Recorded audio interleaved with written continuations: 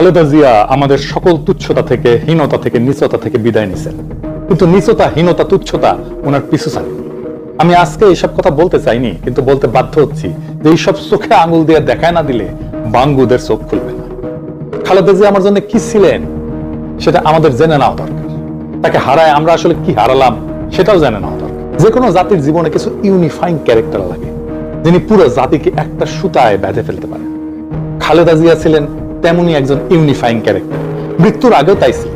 Unifying character আসলে কি আর কেনই বা তাদের দরকার পড়ে?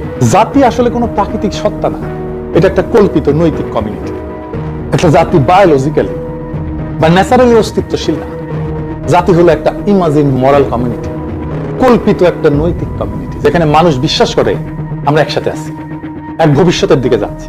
এই বিশ্বাস নিজে নিজে টিকে থাকে না, এটার জন্য দরকার হয় একটা কেন্দ্রীয় নৈতিক রেফারেন্স পয়েন্ট, মরাল রেফারেন্স পয়েন্ট, সেন্ট্রাল, যেটা মানুষকে বলে দেয় যে কে আমরা, কেন আমরা একসাথে, কোন মূল্যে আমরা একসাথে থাকবো। এই রেফারেন্স পয়েন্টই হলো ইউনিফাইং ক্যারেক্টার।